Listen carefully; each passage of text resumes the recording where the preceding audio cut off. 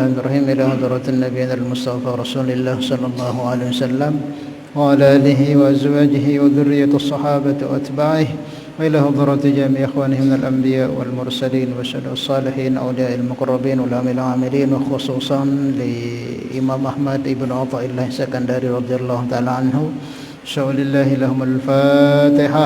بسم الله الرحمن الرحيم مالك يوم الدين إياك نعبد وإياك نستعين اهدنا الصراط المستقيم صراط الذين أنعمت عليهم. Insyaallah mulai pertemuan ini insyaallah kemarin kita sudah selesai ngaji sifat 20. Mungkin mulai malam ini dan seterusnya kalau ada izin daripada Allah Subhanahu wa taala sebagaimana permintaan salah seorang jamaah kita juga kemarin pas ngaji di Musalla Montong, jamaah katanya minta dibukakan kajian kitab Al-Hikam. Al-Hikam karya Al-Imam Ahmad.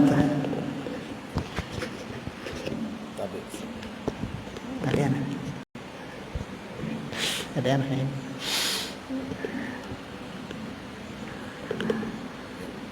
Al-Hikam Al-Imam Ahmad Ibn Athaillah Sakandari. Memang namun ngaji kitab hikam niki karena ini arahnya ngaji masalah tasawuf, masalah tazkiyah, masalah bagaimana mentata hati. Maka supaya selaras, tidak nanti salah paham dalam pembahasannya, soalnya ini pembahasan jarang dibahas gitu. Maka mestinya sebelum kita kaji ini kita ngaji dulu sifat 20. Maka alhamdulillah kita sudah selesai ngaji sifat 20 walaupun mungkin masih banyak kurangnya, masih banyak enggak sempurnanya, bahkan banyak salahnya. Maka mudah-mudahan diampuni oleh Allah Subhanahu wa taala. Tetapi sebelum tiang mulai buka kitab niki mungkin muqaddimah dulu. Muqaddimah ini penting juga sebagai pengenalan bahwa termasuk di antara ilmu yang memang perlu kita pahami dan perlu kita kaji, yaitu ilmu yang terkait masalah qalbu, masalah hati. Kalau secara umumnya ulama menyebutnya ilmu tasawuf, yang posisinya nomor 3 daripada hadis Nabi ketika Nabi didatangi malaikat Jibril. Adakah namanya Nabi ditanya mal iman, mal Islam, mal ihsan. Mal iman, iman itu apa? Yaitu yang rukun iman yang kemarin kita kaji sampai selesai itu, dari sifat 20, sifat Nabi sampai percaya kepada kitab, malaikat, seterusnya sampai kepada takdir dan hari kiamat. Mal Islam, Islam itu apa? Itulah kajian fikih yang mungkin ada ustaz yang buka sini dari bab wudu, toharo sampai nanti sholat, zakat, haji, terus muamalah, munakahat, terus macam-macam sampai selesai. Nah, itu namanya fikih yang zahir. Nah, ada juga yang perlu kita kaji namanya ihsan. Iman, Islam, ihsan. Ihsan itu apa? Nabi sebutkan anta'budullaha ka'annaka tara fa in lam yakun tara fa innahu yara. Kamu sembah Allah seolah-olah kamu melihat Allah. Ini tingkatan paling tinggi. Kita menyembah seolah-olah kita lihat Allah, bukan lihat zatnya, tapi kita rasakan. Namun ngaji akidah, ngaji fikih, ini kan istilahnya pemahaman ternyata Allah nuara be bukti nara ini kan alam semesta ini tidak mungkin dia wujud lamun dia nara sampai anu namanya akal, itu namanya akidah. Memahami dengan akal kita bahwa ini tidak akan wujud apa-apa ini kecuali ada zat yang mewujudkannya, dialah wujud Allah. Nah pun fikih, ilmu syariat, inilah tata cara bagaimana jalan tangan kita ini benar, mata benar, lisan benar, kaki benar, sesuai dengan aturan syariat bagaimana kita jalankan. Nah, kalau tasawuf ini ilmu rasa. Dek sahabat itu sekedar ibadah doang. Lagu arak rasana. Yes paling penting no. Pok narak rohna ibadah tadi kan. Dek nak sekedar nunduk nungke gini-gini. Tapi ya ada rohnya. Ada energinya ibadah kita itu yang dituntut oleh Nabi kita, anta'budullaha ka'annaka tara. Sembahlah Allah seolah-olah kamu lihat Allah nih, lihat kudratnya, lihat tajallinya dalam diri kita, dalam makhluknya, dalam alam semesta ini. Kita rasakan kedekatan Allah itu, walaupun enggak kita lihat tapi bisa kita rasakan. Lamun dek bau marangeno fa illam takun tara fa innahu yara. Tapi kalau enggak mampu kamu seperti itu mungkin berat kamu bisa melihat Allah dengan hatimu ini. Minimal kamu merasa diawasi terus oleh Allah. Merasa kamu ini kayak di mana-mana itu ada CCTV-nya Allah, sehingga kamu enggak berani buat macam-macam. Dan CCTV-nya Allah itu zahir batin. Dek napa zahir ini doang sena serius Allah Taala, sena awasi, sena tahu Allah Taala. Apa kerentak liatin tu ni sin tahu. Kan ada bahas ngaji akidah. Apa senakaran tak lihat itu Allah Maha Alim mengetahui. Dia nasa zahir doang, apa sih tinam, apa sih tabayit, apa sih tabiani terkelangkan kan zahir. Dilihat oleh Allah. Dan apa sekarang tak lihat itu, tah kebaikan, keburukan, niat kebaikan dan keburukan semua diketahui oleh Allah. Nah kalau enggak bisa merasa melihat Allah, maka merasalah kamu dimanapun selalu diawasi oleh Allah. Inilah standar yang paling rendah. Ini yang dikehendaki oleh agama kita. Di bawah itu ya perlu kita usahakan. Kalau di bawah itu khawatir kita nanti ibadah itu jadi rutinitas dari pegawaian-pegawaian, walaupun ibadah kan sebagai rutinitas dari yang kita mau itu yang bagaimana Allah ini memang kita rasakan dia, keberadaannya itu kita rasakan. Sehingga kita ini tambah cinta, tambah dekat dengan tambah rindu ingin berjumpa dengan Allah Subhanahu wa taala. Nah, mungkin sebagai mukaddimahnya ada beberapa hal yang saya mau sampaikan, bahwa kita ngaji kitab seperti ini, Ihya Ulumuddin, Hikam, Bidayatul Hidayah, Ayyuhal Walad dan sebagainya, kitab-kitab yang kaitan tentang pembersihan hati itu, ada hal yang penting harus kita ketahui dulu, 3 hal ini. Paham ya? Ada 3 hal yang sangat-sangat penting kita ketahui sebelum kita mengkaji kitab-kitab seperti ini supaya enggak salah paham kita. Yang pertama, bahwa kita ngaji kitab-kitab tasawuf seperti ini tidak mengarahkan kita untuk menolak dunia, tidak mengarahkan kita untuk benci dunia. Enggak. Kan sebagian orang itu kalau sudah ngaji gini ini ya tarahan adiknya ibadah, terus zikir, wiri, terus ingat Allah, terus sampai ndek urus usahana. Bukan seperti itu, bukan seperti itu. Itu salah, itu enggak benar itu. Tasawuf itu enggak mengarahkan kita untuk benci, menolak dunia, pokoknya tawajuh dah akhirat Allah. Bukan begitu. Bukan seperti itu ajaran tasawuf. Maka sebagian orang karena itu yang disampaikan kepada orang-orang ya, sehingga banyak penolakan jadinya. Enggak, tasawuf ini arahnya mentata antara dunia kita dengan akhirat kita. Silahkan kita punya jabatan setinggi-tingginya, sila. Mau harta sebanyak-banyaknya, sila. Mau punya apapun, sila. Agama enggak larang, karena sudah ada contohnya. Nabi yang jadi raja ada, nabi yang kaya ada, nabi yang penjual ada, sahabat juga banyak. Enggak disalahkan, silahkan. Tetapi ini harus benar. Hati-hati itu yang ditata. Boleh kita punya mobil, motor, apa itu, dunia apapun itu cukup ditenteng ya. Nah, cukup ditenteng. Jangan sampai masuk ke hati. Itulah para aulia Allah itu. Mereka punya dunia macam-macam. Coba tengok Imam Ghazali jadi kodi terbesar di masanya. Imam Ahmad, Imam Junaid, salah satu tokoh sufi yang terkenal, yang rujukan daripada thariqah yang ada, yang mutabar sekarang, Muqadiriyah, Naqsabandiyah, Mu'taziliyah, Mu'tazilah, semua cara zikirnya ngikut Syekh Junaid al-Baghdadi. Tapi apa? Walaupun begitu tinggi maqam ma'rifatnya dengan Allah, Beliau itu punya bisnis usaha penjual mutiara. Dia itu terus jadi sultan, pemimpin para torekoh, para wali, terus ada zikir onte. Syekh Abdul Qadir Jilani qaddasallahu sirrah. Siapa yang kenal beliau? Syekh Abdul Qadir. Hari-hari kita baca manaqibnya, bacakan Fatihah ke beliau. Kadang kita buat macam-macam amalan, kita hadiahkan untuk beliau. Siapa beliau itu? Kalau pagi itu pergi buka toko jualan. Bukan wali-wali itu orang-orang yang dot le mihrab nantinya dan zikir doang begawe di contoh dunia. Bukan, tidak seperti itu. Maka inilah banyak orang yang nggak mau ngaji seperti ini karena gimana kayak kita itu disuruh lepas dunia, sudah tawajuh ke akhirat. Nggak pikir dia tidak seperti itu, tidak seperti itu.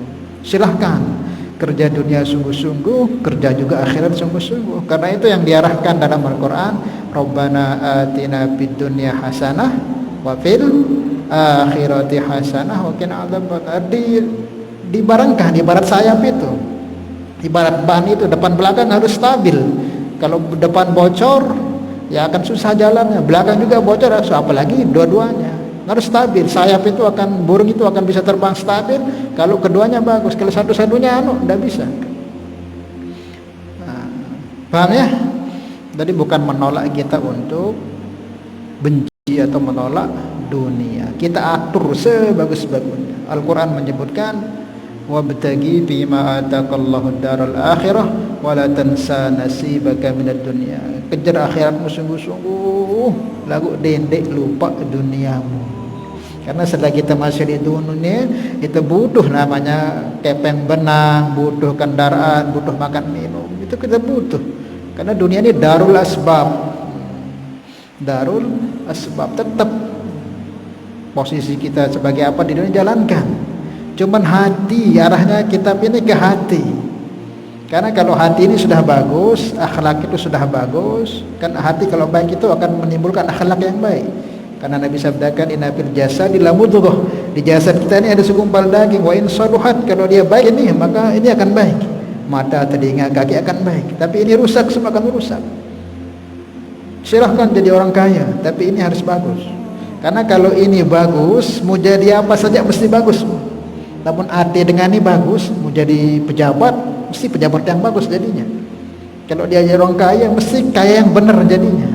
Kalau jadi ustadz, pasti kiai, tuan guru pasti akan jadi tuan guru, ustadz, kiai yang benar, yang lurus. Jadi apa saja, jadi aparat, jadi apa saja akan lurus pasti, karena ini bagus. Tapi kalau ini rusak, dia punya jabatan, dia akan berusak dengan jabatannya. Dia punya harta, dia akan buat macam-macam dengan hartanya. Dia ustadz, dia tuan guru, tapi hatinya rusak, dia akan rusak juga. Di sini tempatnya.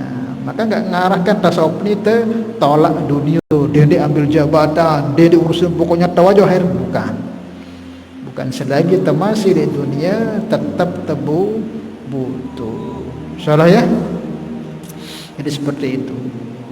Kita diarahkan cuman hati ini kita tata, hati kita ini, karena semua di hati ini. Kalau hati ini baik, semua akan jadi baik. Nggak pengaruh harta, jabatan, nggak ada pengaruhnya jika hati orang baik.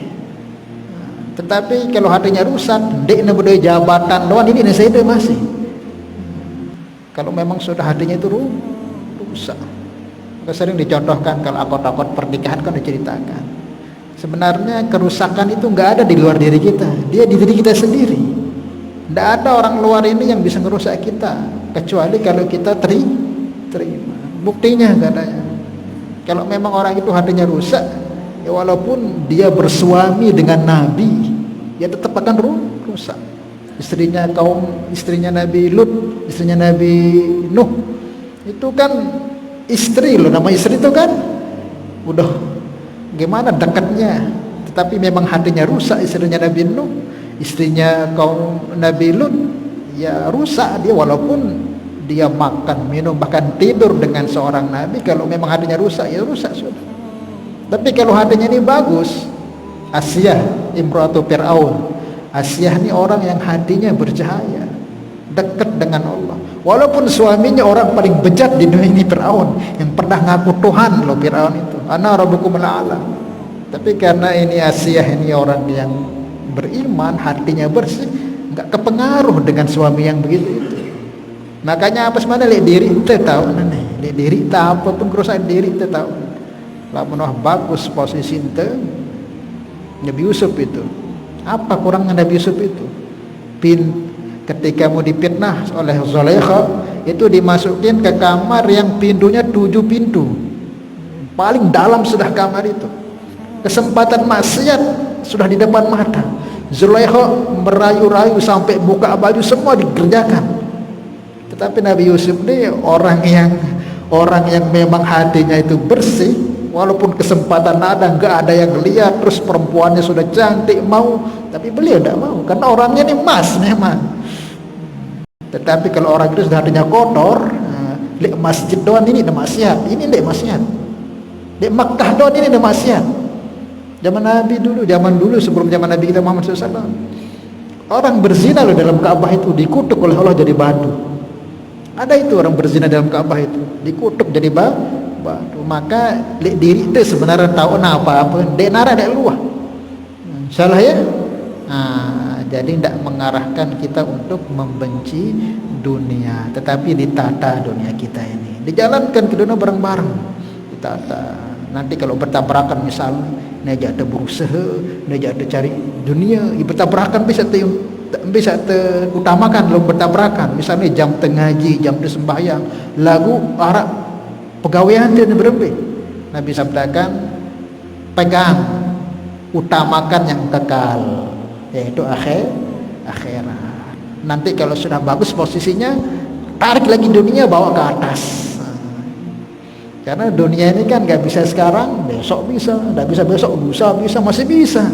Tapi kalau akhiratnya mati, nggak akan bisa, udah rugi-rugi sudah jadinya. Makanya kalau terjadi timbangan, kejar akhiratnya. Nanti kalau sudah bagus posisinya, ambil dunianya, naikkan lagi ke atas.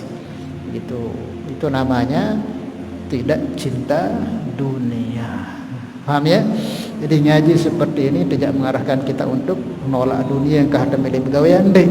Apalagi kita berdoyana, istri, punya ini, punya amanah, punya tanggung jawab, haram hukumnya lamun kahda berusaha gara-gara tengah ini terus anak terduwe menurut tadi nafkah. Nah kemudian kedua, ngaji tasawuf seperti ini enggak mengarahkan kita untuk meninggalkan syariat. Paham ini ya? Jangan sampai bareng ngaji-ngaji sekene kah sembahyang, kah milih bermasyarakat. Lu kejadian sekarang ini salah pilih guru, bertarekat, akhirnya biasa berjamaah ngaji karena salah pilih guru, engkahanan ngaji, engkahanan sembahyang, maka malah namatan sembahyang. Arah di tempat tiang sendiri itu arah. Jadi apapun jenis ngaji-ngaji seperti ini, tarekat apa itu kok mengarahnya itu mengarahkan kita meninggalkan syariat, bukan harus wajib kita tolak. Tidak ada ngaji seperti ini mengarahkan kita untuk bermalas-malasan dalam menjalankan syariat, apalagi sampai engkah dalam artian marabasi itu saya sering namatan sembah. Ya hati-hati kalau ada tarekat seperti itu, berantas. Sesat itu seperti itu, sesat. Paham ya? Maka mestinya orang ngaji seperti ini semakin kuat syariatnya, karena hakikat orang itu kalau memang sudah ma'rifat betul dengan Allah, puncaknya itu malah syariat. Syariat ini apa bu? Sholat, haji, puasa, zakat itu syariat. Kok dengan ngaji kitab-kitab seperti ini, bertorekoh, bertasawuf, engkah na melejok masjid, engkah na sembahyang, engkah na berul kaca masyarakat, berarti salah wah dia bau karena Nabi dia dengan ajaran. Karena sepuh ulama namanya Syekh Al-Imam Ahmad Al-Faruqi Asy-Syirhindi, orang India. Ini beliau menyampaikan mengenai cerita Nabi yang Mi'raj itu. Jadi puncak makrifat itu adalah kembali ke syariat. Jadi jangan bilang orang sudah sampai kepada Allah, makrifatkan Allah, berarti engkah wah bebas dengan syariat, engkah sembahyang wah apa-apa negawe dan apa-apa. oh itu sesat itu.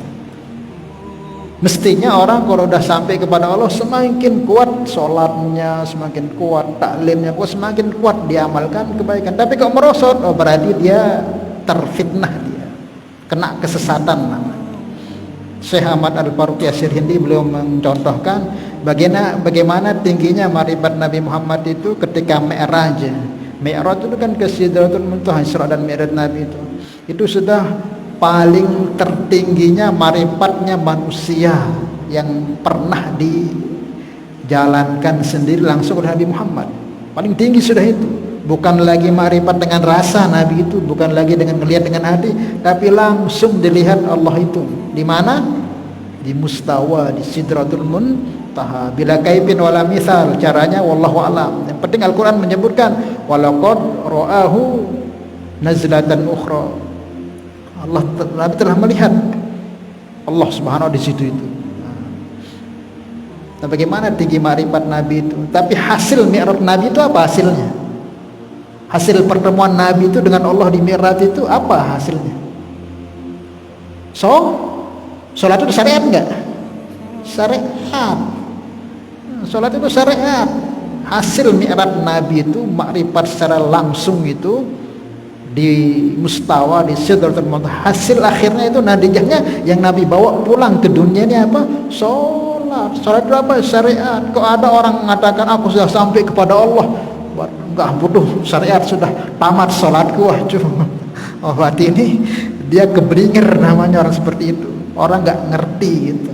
Itulah orang yang tertipu dengan syaitan.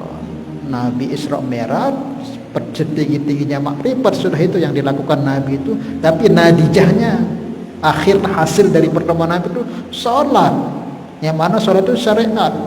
Nah, maka jangan sampai kita terkena fitnah dengan ajaran-ajaran toreko atau kajian-kajian seperti ini kok membawa kita malas. Dulu aktif ngaji, aktif berjamaah, tapi kok udah mulai gitu nih jarang-jarang ke masjid, jarang-jarang ngaji, suwe-suwe kah berjamaah, suwe-suwe bareng terus tahan sembahyang kembali wah sampai kok.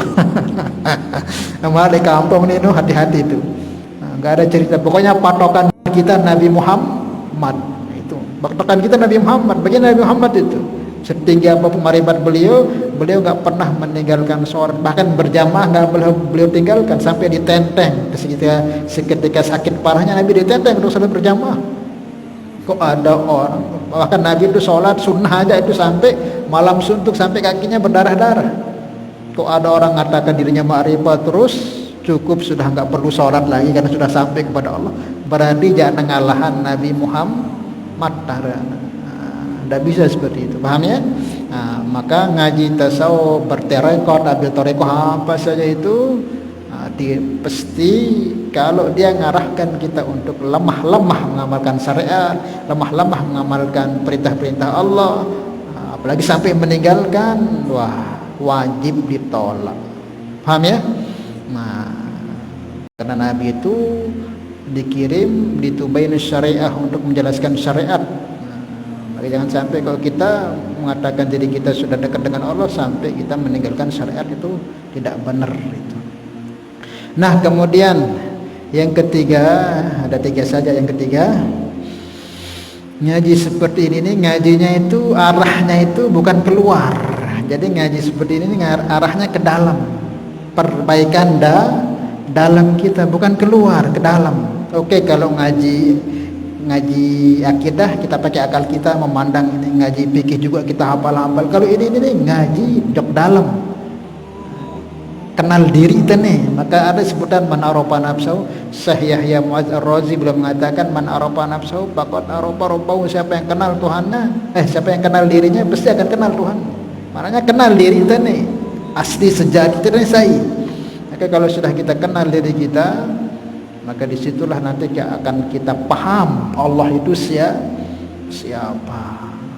Maka arahnya ngaji seperti ini ke dalam, perbaikan diri kita, perbaikan hati kita. Sejatinya kan yang maha zahir, yang maha jelas, yang wajib wujud itu kan Allah. Wah, ngaji akidah wajib arakna no hak arakna no Allah Ta'ala. namun ita pada lapuanane ita ni baharu, ita ni makhluk, ita ni Adam, ita ni salai dan arak kemudian ita arak lalu kembek nanaga ni jelas-jelas zahir wal awal wal akhir wal zahir wal batin. Allah yang paling jelas adanya itu kok enggak pernah kelihatan. Yakin di Allah maha wujud, yakin deh, yakin tekan. Tapi kenapa kok yang wujud hakiki itu enggak pernah kelihatan? Yang kelihatan ya makhluk saja. Nanti ada orang berbuat seperti ini ya gara-gara kamu. Pada senina ada peles kecet kamu. Dek naman bu nisbatkan joko Allah Ta'ala. Siapa perbuatan Allah. Kenapa? Makanya itu susah terus keadaan tekembek. Karena kita masih menganggap kejadian-kejadian ini dibuat oleh dia sendiri, makhluk ini yang berbuat digempa ini karena ini.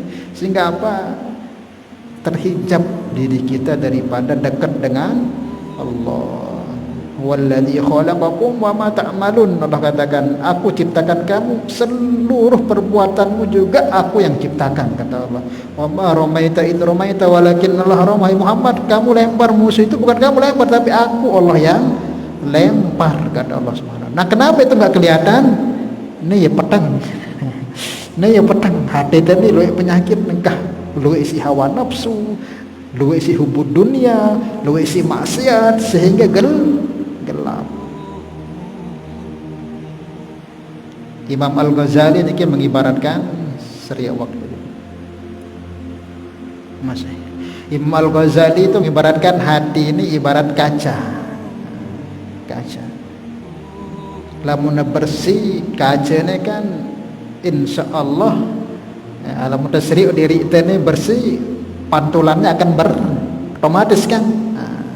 Lalu masalah ni tadi kan Masya Allah lampu dengan si kesalahan gara-gara si ini nih, gara-gara kadus nih, gara-gara kades nih, gara-gara RT nih, gara-gara si pulan nih, gara-gara nih selalu dengan si kesalahan. Lagu dia doh salah diri malah dengan berkaca, kaca itu bagus. Lagu muana ni kotor, muana ni loe debuna. Nah dengan lamun muana loe debu bembe itu berkaca tetap akan memantulkan muka yang jelek. Mau dia pakai kaca yang impor dari mana saja, kalau dia ngaca mesti jelek aja karena mukanya kok kotor. Wah ini kacanya yang salah, diambilin kaca yang baru, jelek nih. Semua kaca dianggap jelek, padahal semasalah diri ini bukan kotor. Kamu bersihin mukamu itu baru kemudian cantik, dirimu ganteng itu. Kalau orang kok ngelihat mukanya sendiri semua, walaupun kaca apa aja dilihatkan ya enggak jelek semua, ini kacanya jelek, dibawakan jelek, semua jelek. Karena apa? Bukan di kacanya, masalah di kamu itu loh. Kamu cuci muka kamu itu nanti kelihatan bagus gitu. Pada mari kita nih selalu dengan si kesalahan. Dia tahu introspeksi diri itu nih sebenarnya tahu nah. Dengan bisa salah nih alam nih bisa salah, aku dia tahu sedih diri nih. Padahal masalah diri temesa nih, ego ambisi itu ya suruh. Dengan don kesalahan. Nah kembek nih karena orang seperti itu belum ma'rifatun nafs namanya, dek mana kenal di diri dendek bareh taila barangnya kotoran seperti tai lalat di muka saudaranya itu kelihatan, tapi gajah di depan matanya nggak kelihatan. Setiap keburukan orang sekecil apapun tahu ada doang wah. Lagunya punya keburukan sebelah gajah, dia ini ngerti-ngerti. Maka itulah pentingnya guys seperti ini. Adik tahu diri, kenal diri, ini sahih. Sehingga apa? Dek tak mudah gedek, dek tak mudah suuzon, dek tak mudah sombong, dek tak mudah iri, dek tak mudah takabur, dek tak mudah nyalahan dengan orang. Kalau kenal dirinya siapa, mesti nanti akan timbul kebaikan, akhlaknya baik, tutur katanya baik, enggak akan berani berbuat keburukan kepada hamba-hamba Allah. Tapi kalau belum dia kenal dirinya, wah, dialah yang paling hebat ya. Dialah yang paling sempurna, dialah yang paling hebat, yang paling alim, yang paling macam-macam. Kapan itu? Tatkala kita tidak mengenal diri. Salah ya? Maka ngaji seperti ini arahnya ke dalam. Itu kerisak diri, itu keremak hati ente nih. Keremak hati ente nih karena pandangan Allah saat pertama kali kan ke hati itu.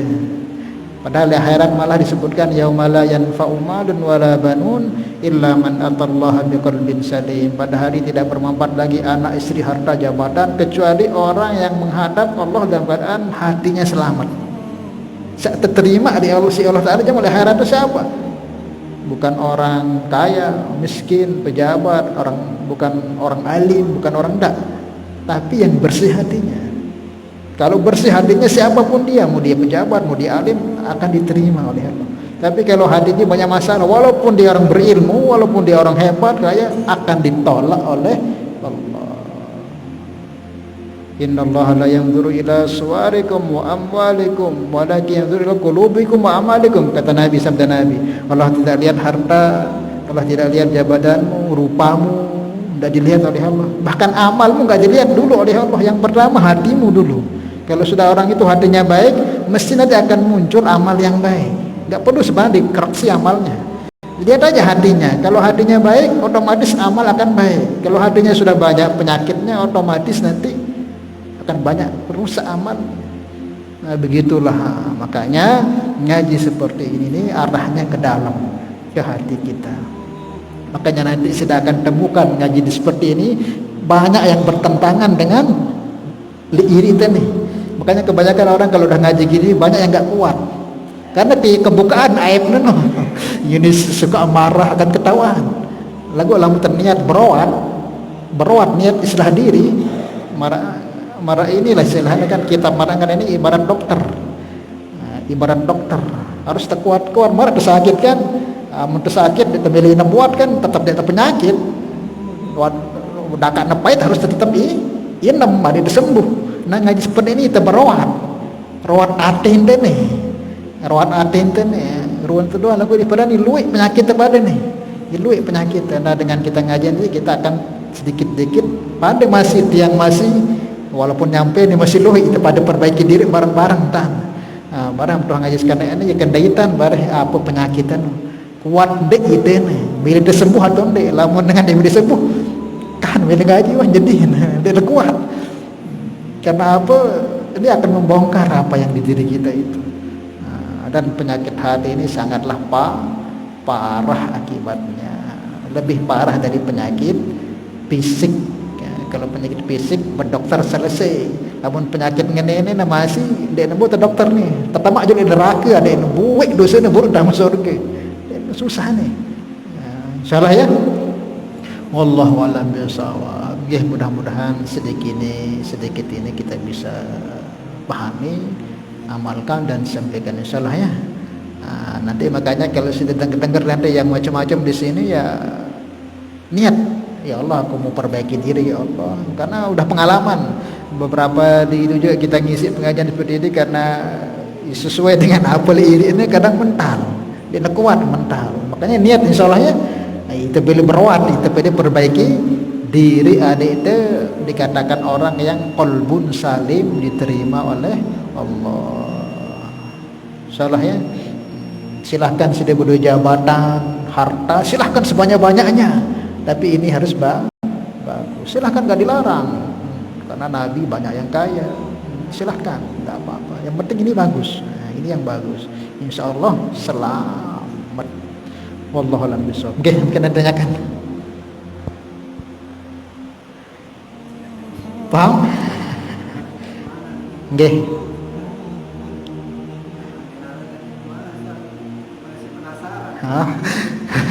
Tapi jelas ini ya? Jelas ya? Ya, karena ngaji seperti ini memang